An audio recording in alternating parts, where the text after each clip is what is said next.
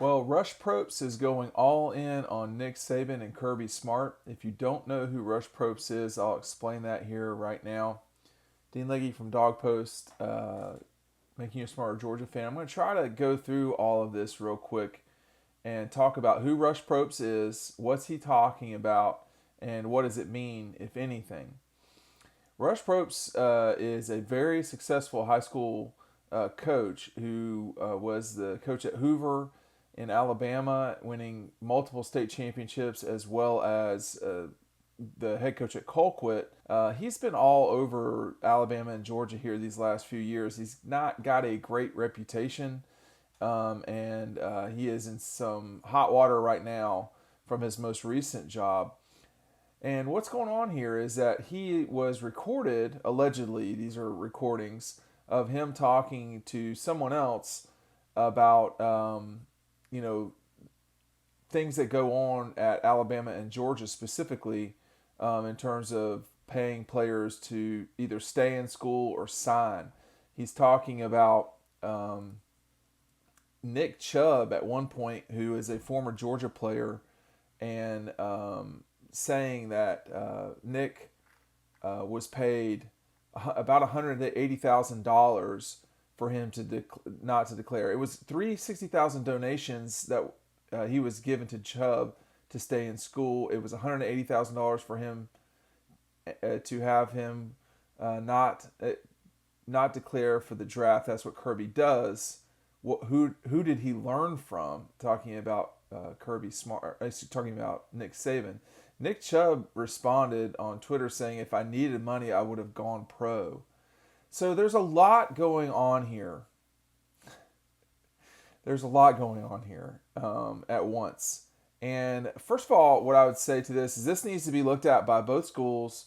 If there's anything that's true about this and can be verified, the schools need to fall in line with what's going on in the NCAA. That everybody's supposed to play by the rules. $60,000 donations 3 times for a guy that's 22 years old. First of all, there's a lot of different ways to cheat in the NCAA. There's a lot of different ways to do things, but $180,000 of cash that would be given to a player, that is really hard for me to reconcile on a couple of different levels. First of all, that player would have to literally take that cash and do something with it. And almost always that would be going to a bank. Almost always, not always. There's other ways to do things. So to just say that someone was given $180,000, particularly when it's Nick Chubb, I am skeptical that is exactly what went on there. Again, I don't know.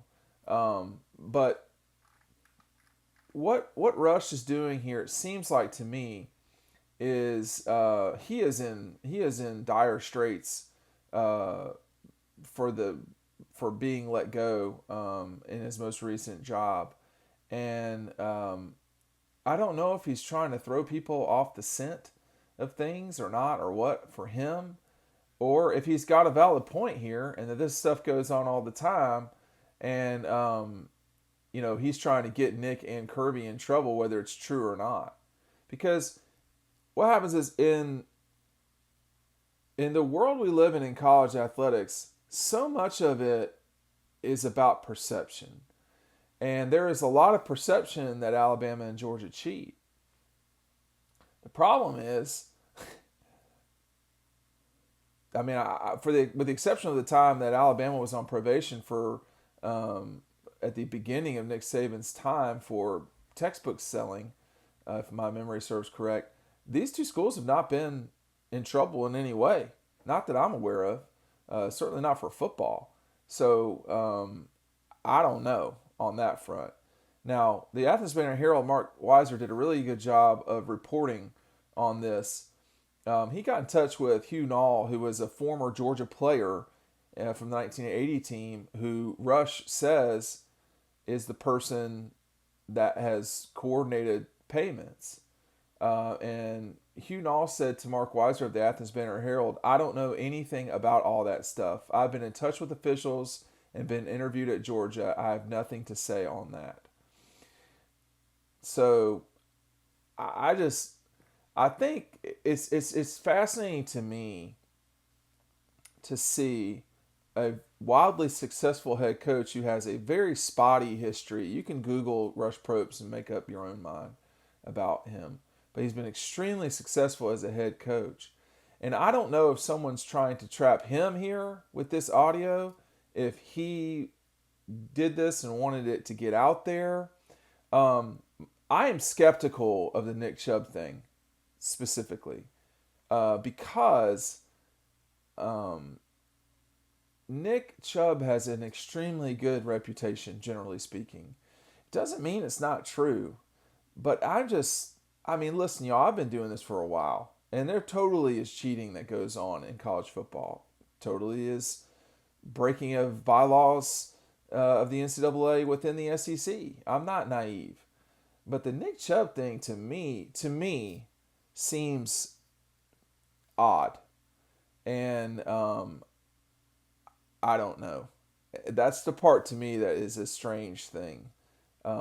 Here's other reporting from the Athens Banner-Herald about Rush's situation. It says Valdosta City Schools is reviewing allegations about Propst in a court deposition that he pocketed money and requested money to pay rent for recruits and families in Valdosta, according to the Moultrie Observer. Now, the Moultrie paper, that's where he used to work at Colquitt County, so let's keep that in mind. He was fired from his previous job at Colquitt County, where he won 2 state titles, for multiple accusations, including providing medication to students and charging a personal hotel to stay the school, charging a personal hotel stay to the school system. So he's dealing with some legal stuff himself. It is fascinating to see this come bubble up to the surface, because these two programs have been about as successful as anyone else. They also have been accused without, I don't want to say proof. There's been plenty of chatter about Alabama and Georgia through the years. You want to throw Ohio State, Clemson in there too. You can see they're the same thing. But in this case, both Bama and Georgia, when you got Rush Propst talking about it, I think it's something you have to take seriously. The question is how serious, because Rush does not exactly have a great track record over the years of truthfulness. And he's dealing with his own situation right now in Moultrie, clearly. In Valdosta.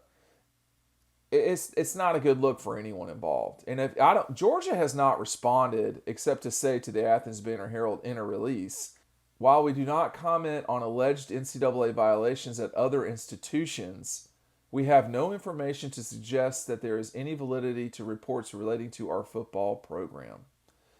That was in response, I believe, to something that Dan Patrick had on his national radio show in January, talking about Georgia had gotten gotten sloppy in regarding the NCAA was looking into Georgia. I have not heard that Georgia is being looked at by the NCAA. I also think people don't quite understand how this works too. Looking at by the NCAA, this bubbles up from the surface. Compliance at each institution is responsible for institutional control. And it's up to Georgia's compliance department to regulate itself and to, in many ways, turn it over to the NCAA. If you have a non-NCAA person like Rush Propst, Dan Patrick, alleging things, the institution looks it up and deals with it internally. That's what Tennessee has dealt with. The problem is that people have a misunderstanding. They think that other schools point the finger and it goes from there. That's almost never how it starts off. And I'll tell you right now, if that were to happen in the SEC, you would have some serious problems within the league. Not only at the league level, but the institutional level. I mean, these schools are in business together. They are in the business of putting football games on TV. They are not in the business of getting each other in trouble. Period. I can assure you of that. They are not in the business of getting one another in trouble.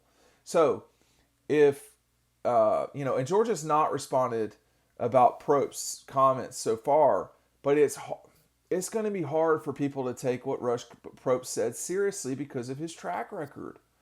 With that said, they got to look into it. I don't know what the situation is in Alabama. I couldn't say I don't know, but I know the one thing that is this is that it is always easy to point the finger at institutions who have had success. And Alabama and Georgia have had success. And maybe Rush is just doing that because he's, been the coach in Alabama and Georgia. I don't know. But I did want to talk about that just for a little bit because you never know where something's going.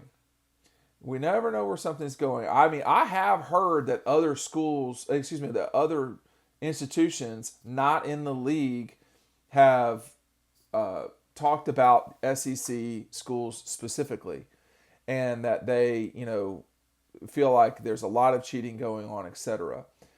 My point, I think, in all of this is that there's a lot of talk. When someone comes with the goods, that's when they'll have the goods, period. It's not whether you believe it or not. It's not whether you know it's true or not. It's whether you can prove it. And prove it in the way that the NCAA can deal with.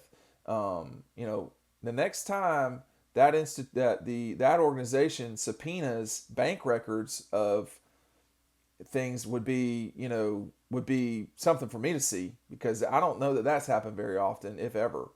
When you look at Georgia and the NCAA through the years in trouble, it's been because, think specifically about Todd Gurley, think specifically about AJ Green. The institution, Georgia, was the one that turned themselves in. They found that there was a problem there. And if I'll leave it to you this way, if the school itself does not interpret what's happened as against bylaws, then there's not going to be anything that's done about it. Let's talk about this more over on DawgPost, DAWGPOST.com. We'll see you over on the website.